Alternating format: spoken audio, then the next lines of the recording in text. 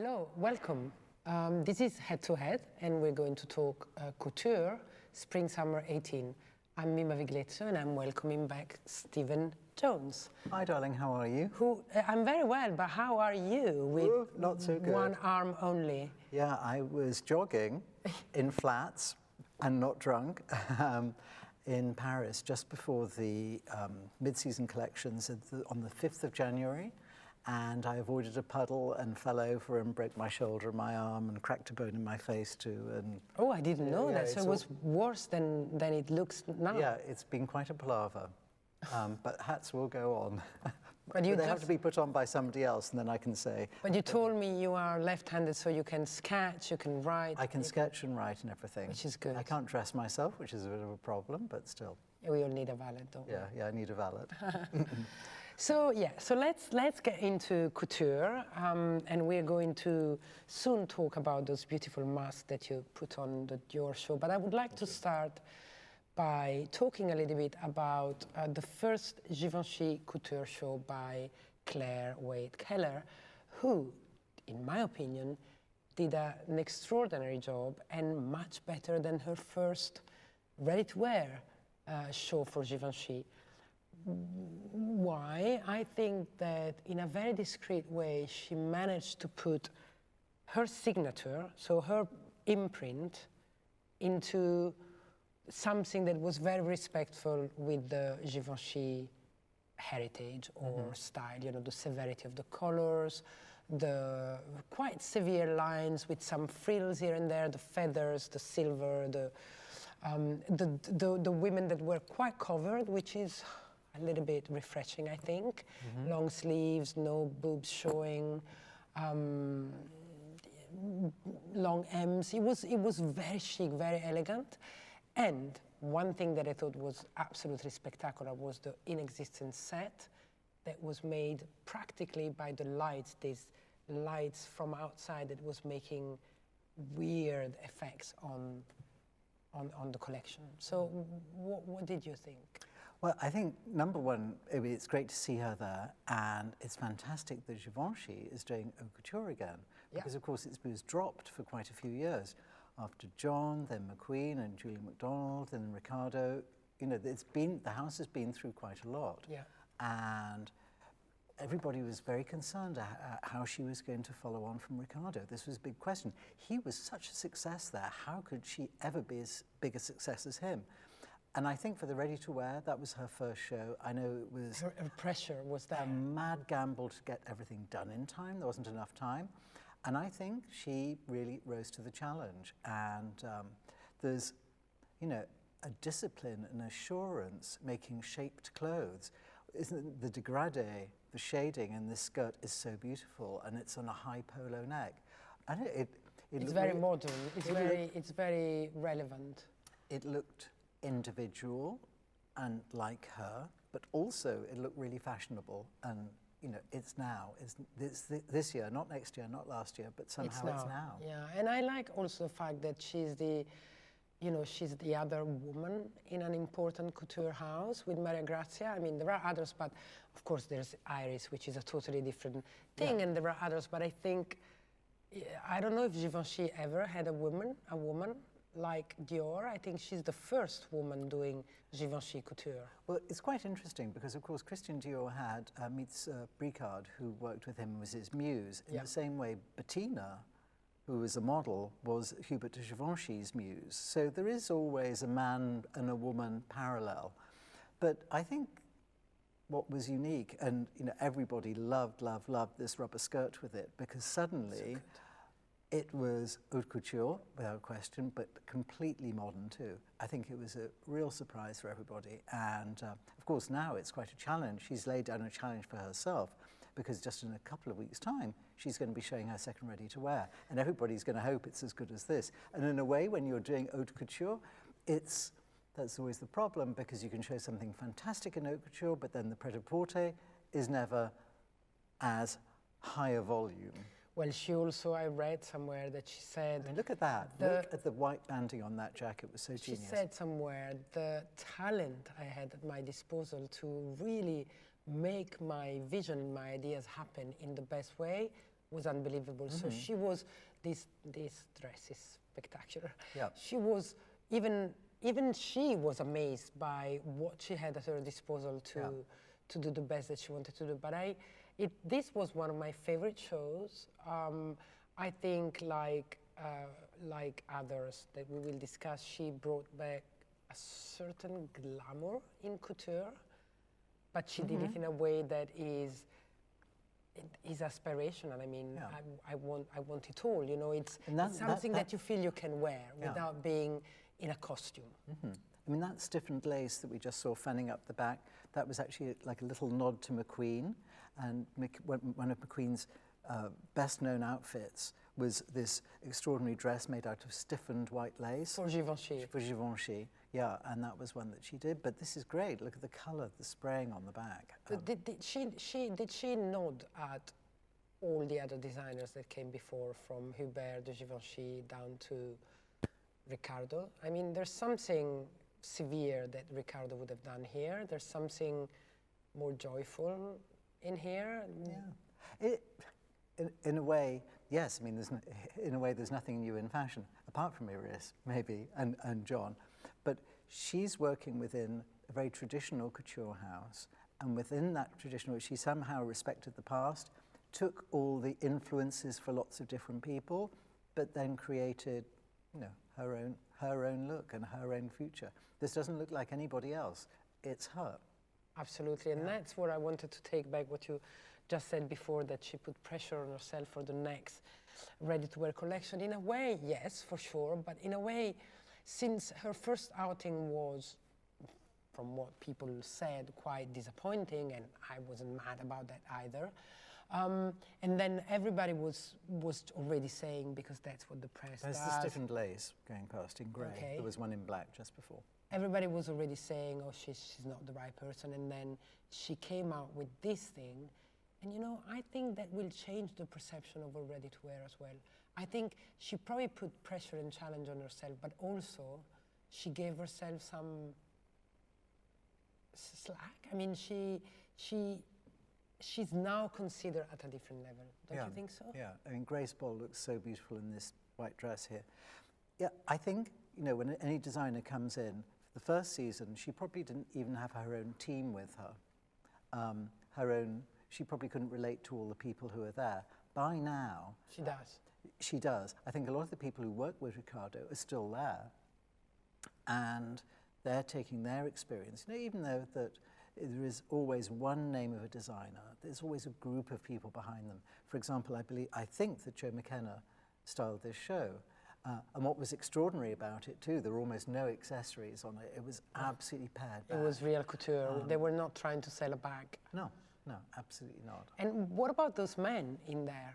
Is that couture for men, or it's Givenchy men? I think it's couture for men, and why not? I mean, I know some Asian customers who, for example, go to Schiaparelli and go to Valentino and are coming to Dior, and they order some of the evening dresses, but made into coats and made into suits. So they're completely transformed into menswear. That's genius. I never knew about that. Because men who are very wealthy and love fashion... They also want their couture. Yeah, they want it. They don't want to have ready-to-wear. They'll probably buy something for Savile Row to go to the office in or travel in or something like that. But if they're going to a party or a ball or attend a fashion show, they want to have something spectacular. Yeah, well, I think there is a lot here that one could pick from. And before going into the real innovator and talk in length about John and Iris, I would like to have a word about the Valentino show, which everybody said it was a standout, but I was so in agreement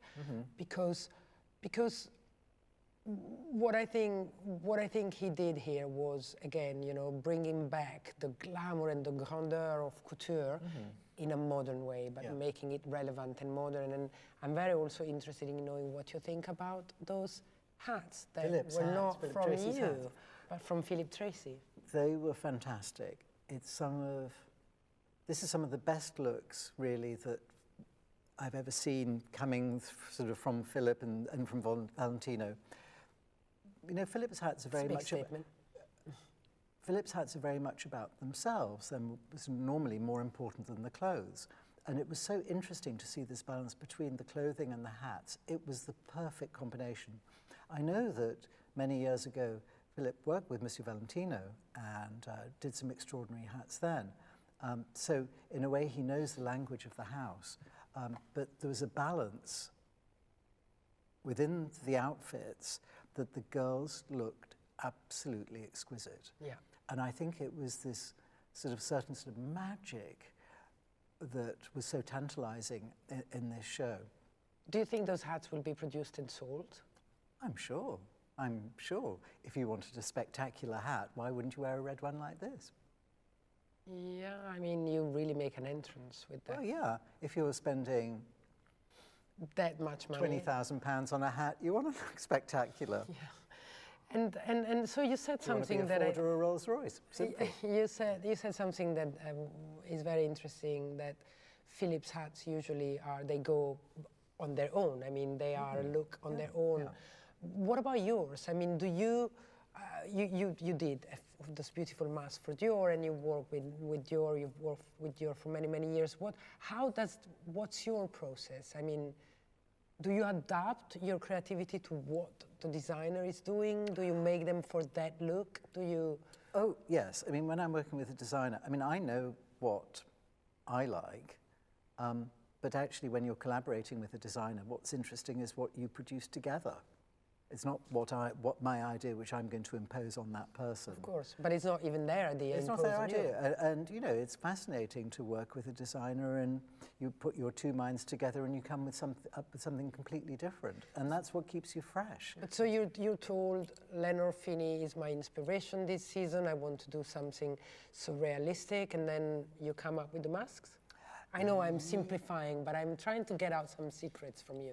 Yes, but in fact, I heard about Leonore Fini, and I wanted to explain to Maria Grazia. I'd been to an exhibition in Manchester a few years ago, which was called Angels of Anarchy, which was all about the British surrealists, female surrealists in the 30s, and I showed her this book, and she was very excited about this, and the relationship of women, art, fame, money, and we had a real dialogue together about it.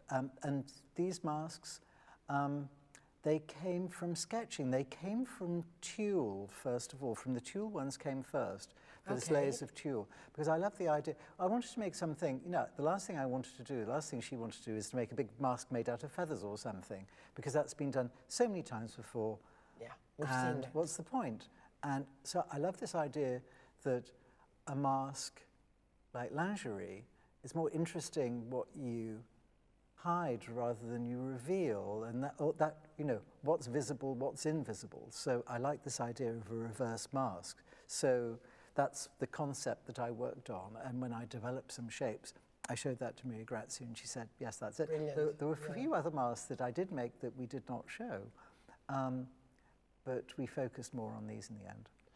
And so what is it about this fourth Maria Grazia Couture outing, I'm not sure about the number, but anyway, that is not convincing the critics? I think they're probably convincing more the customers. It's convincing the clients. Exactly, certainly. I know about that. So what is it that she can convince the critic to be with her? It wasn't my favorite, but I thought she did a good job. I thought there was something interesting, a little bit complicated, meaning there was a little bit probably too much going on. Well, there were many outfits. There were 85 outfits or something like that. Probably that's a request from high up, or? No, I think not really. She's got a lot to express. But I think people, the press, and look to haute couture for extravagance quite often. And I wouldn't say that she's necessarily into wearability, but I think she works in a more sort of discreet playground than that. The things are supremely detailed. But it's true that she's not painting with a very broad brush. Okay. She's painting with a detail brush. And that's the problem, you think? I mean, not that we think, but that's what, because, yeah, she's struggling convincing the reviewers, the critics. And I think if you try to, in fashion, if you try to convince the critics, it's a lost thing. I mean, you know, you try to convince the clients and you try to convince yourself. But you know, Stephen, we're looking at it while we talk, and there are many things in there that I think are really, really beautiful. But on the whole, it's a little bit unedited. There's something, I don't know if it's, there's something about it that I can't remember exactly what it was about because there's so much going on. Mm-hmm. And probably that's the problem, because a show actually also needs like a book, you know, a beginning and an end and something in the middle, and it needs to make sense. Here it's a lot of very beautiful clothes, which, by the way, it's what people at the end of the day sell. Buying, yeah. And maybe that's what couture is all about. I know at the moment they're selling more haute couture clothes than anybody else. Than they ever have done since even the beginning of John. I can see why. Yeah. I can understand why. Yeah. I can see why, absolutely. Anyway, so enough with Maria Grazia. Let's talk about the real innovator that are Iris and John. So John Galliano for Margiela and Iris van Herpen for herself. And then I'll give you the floor because you're more of an expert than me, but I think that that's also extraordinary to see in couture, because both show what you can do with couture. And it's about studying the body and its different shapes, and it's about studying materials and what they can do. John worked with human interaction with the machine. I thought it was absolutely extraordinary, at the price sometimes of the look itself, that it's more difficult to sell, to wear, to whatever, but at the cost, not at the price. But it's extraordinary, and Iris the same, you know, the shapes are returning. She tends to repropose the same shapes, but then what she does with the actual construction of it, the materials that she works with, is absolutely extraordinary. Yeah, and John, you know, John had a life at Dior, so he's explored that world of 50s haute couture, that global, you know, version of haute couture. He's done a Chinese show, he's done an African show, he's done a Latin American show. You know, he's done all those, worked with every different period, done so many different techniques. So for now, for him, he's moved on and he's doing something very different. And, you know, when Margiela doesn't call this haute couture, they call this the artisanal collection. And that's what it's about. It's about people making things by hand. So in a way, it is not haute couture, but it's a very sort of artistic, in a way, extreme vision of what fashion can be. And it's not just about having the biggest skirt in the world. It's about using maybe the most interesting technique, or really pushing it as far as you can go.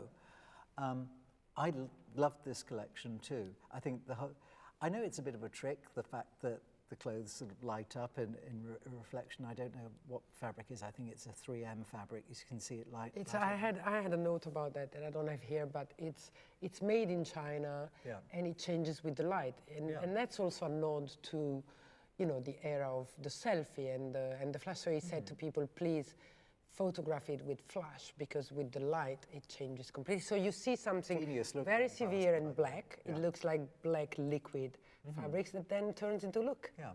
I mean, you've got like two trench coats in one. One in the dark and one in the light. And John is a fantastic stylist too. So that's why we have the great shoes with the little gloves, with the makeup, with the hair, with Pat and Eugene working with him to construct this fantastic look. I love this hairdo, by the way, coming up. When you say it's not haute couture, actually haute couture, it is handmade and unique. So that's handmade and unique. People's idea of haute couture is pale pink chiffon ball gown sewn with thousands of flowers. Well, people think further. I mean, well, yes, in a way we do, but the world out there necessarily does not necessarily. Yeah, we probably won't see this on the red carpet of the Oscars in 2 weeks, but sadly not. Yeah, exactly. Sadly not. Maybe not with sneakers, but there are a few things that I would, if I had to go and be a photograph artist on the red carpet, maybe I would love to show up with that. But I would love one or two of those Givenchy gowns as well. Look at this. This is cute. Yeah, fantastic. And Iris is amazing for her development. I mean, she's been now in business, I don't know how long. 11 years. 11 years. Because we celebrated, she did celebrate, but we did a panel that I chaired last year for her 10th anniversary. Right. So she's in her 11th year, and it looks still so fresh and young. Oh my God, yes. And whenever I've been to her shows, it is extraordinary. And she doesn't do only one thing. She does a few different things, but it's very much about one particular idea, which is why it always looks so focused of all the different things she does. And it's completely unlike anybody else. Well, it's like Miyake, you see Miyake when he started, like Pleats Please or something. I mean, nobody else was doing anything like that. But here I have the impression, and tell me, I might be wrong, that the garment itself, so the shape of the cloth, is an excuse to experience or experiment with what the fabric can do on your body, how it can change or become ergonomic, or how, you know, she works with chemists and physicians, and she has these laser, whatever, heated fabrics that, But also, you know, also it goes beyond that. It's quite extraordinary. So I wonder how much she cares about people actually wearing these, or the most important thing is how much she shows how people should push the boundaries and move on. Did I make sense? Oh yes, completely. You know, is the most important thing for her the woman wearing it down the street, or is it doing a fashion show showing that extraordinary technique on the girl? I think it's about showing that extraordinary technique on the girl. It's actually not about the woman wearing it in the street, because she knows that women might not necessarily be able to wear this, or sit down in it, or go to the loo in it, or all those different things. Yeah. But this is an expression of her art. And that old discussion about whether it's art or fashion. I mean, I think Iris really is art, and it's art which happens to be put on somebody's body and which moves around the room. But I see no difference as it being a painting. You know, so what's the relevance in the commerce of fashion? Or do we care? I don't think we care. I mean, I think, yes, absolutely people buy it, and she sells it to galleries, but... She sells it to collectors. Yeah, to collectors. And is there any difference between buying this or a Victor Vasarely or a Bridget Riley painting? I agree with that. No, it's absolutely the same But it would be amazing if someone... It's much, much cheaper than buying a... Yeah, cheap is probably not the right word, but yes, reasonable. It costs less money, yeah. But I mean, I think wouldn't it be amazing to see young, modern, brave, famous women wearing this? I mean, you can go to a red carpet in this. Yeah, she does, and she does do developments for private clients, I do know. And of course she does do some pret-a-porter collections. Yes, especially, as she said, bags and shoes to make money to then be able to do this. Yeah. She actually said it. Yeah. I don't care about making money with this. I want to make money with something else to be... I also think she has sponsors and probably some scientists help her with the materials, but... Because the fashion world needs somebody like her. Do we need another T-shirt? No. Do we need another pair of jeans? Probably not. I couldn't agree more, but the problem is that if it's not worn by anybody, then who else will we know about that apart from us, people that work in the industry? And that's a pity, because a Van Gogh, it's good if it's seen by people. It is in a museum where people go and see it. But what about Iris? I think Iris? I think Iris does show in museums quite a lot, so people, and they're on mannequins, so people do get to experience them. And as we've said before, it used to be that the end product of showing clothes was somebody walking down the street wearing that outfit. In fact, now it is seeing that outfit exhibited in a museum or an art gallery or something like that. Yeah. And she's fulfilling that. And if you went to a gallery and saw this extraordinary dress that we're looking at the moment, you know, it's an amazing thing. It looks completely transparent and it's actually not. Yeah. But you don't see anything. Yeah. It's extraordinary. Mm. It's like painted on the body. Yeah, yeah. And it's very interesting to see, you know, the relationship between Givenchy, Dior, and Valentino, which are all houses who have been created by a previous generation. Mm-hmm. And these are, and I say Margiela is of this generation, even though he's no longer here. But well, but he's alive. Yeah, but then John and Iris doing their own thing for a younger generation. And well, that's why I liked to say, you know, that three people brought back, three more, but the one that were worth mentioning brought back the classic glamour in modern couture, which is very important, which was very beautiful to see. Yeah. And I think Pierpaolo especially and Claire did it really, really well. Yeah, I mean, I think everybody said that Pierpaolo had the show of the season. Yeah, I think Claire deserved. Yeah, but she had a plus to be looked at very carefully because she did some very good things. And then on the other hand of the spectrum, you had Iris and John doing something mind-blowingly extraordinary in showing us what couture can be and what couture can do when you treat it in a futuristic way, because let's face it, we are going ahead. Yeah, and of course the weirdest thing is that during Couture Week there were so many other things, like Acne did a show, and then there was the jewellery, Princess Schuyler, and then there was jewellery at the end of the week. So it's a whole other, you know, if we look at since the beginning of the year, it's been the men's shows here in London was the first weekend, and then it went to Florence and Milan and then Paris. And the strange thing is that in the summer, in July, there's a week between the men's shows and the Haute Couture. In January, the last men's show is on the Sunday evening, and the first Haute Couture show is on the Monday morning. Yeah. So why are you saying this? Like, meaning it's such the a same visual people jump.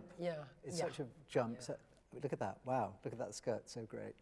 Especially that there is. I mean, I'm a little bit tired of the sportswear and streetwear, and you know, we've seen some moving on in the men's, but we're not here to discuss that. But it is a huge jump from one to the other.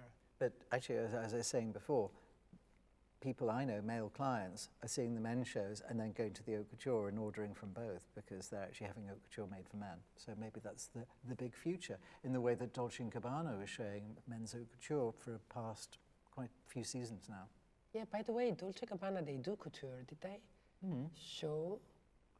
I haven't seen it yet, but they usually do it in Italy when they fly everybody away. I don't think they did it this season. Maybe they only do it in July. But so before closing, to summarize, what do we think? What do you think about couture? Is it still relevant? Was it worth it? I mean, I thought it was probably a more interesting season than many others. It was beautiful. Totally, it's worth it, and it's very inspirational. And I think when you say, was it worth it? That's the question to ask when you see the pret-a-porter, because actually the Haute Couture exists within its own world, but the pret-a-porter is in this sort of strange in-between times, because it's not H&M, it's not high street, but it's not super expensive, and how does it fit in? What is the purpose of it? I'm especially looking forward to seeing what John will do, and if and how he will bring this, you know, magic tricks to his ready-to-wear collection. But in a way, you know, this looks completely like John from Margiela. And nobody else would do a show like this. No. It has got references to even the very first season when he showed here. You know, his first Margiela Artisanal show was actually just around the corner from here. In London, yes. In London, which he wanted to do as a tribute to London. It was also his coming back to life, you know, to the open. So thank you, John and Iris, for taking us to the future, and thank you, Pierpaolo, Claire, and Maria Grazia, to especially Pierpaolo, for just reminding us that fashion is sometimes just about doing a giant pink bow. What else does the world need? Perfect. Thank you, Stephen. Thank you. Bye-bye.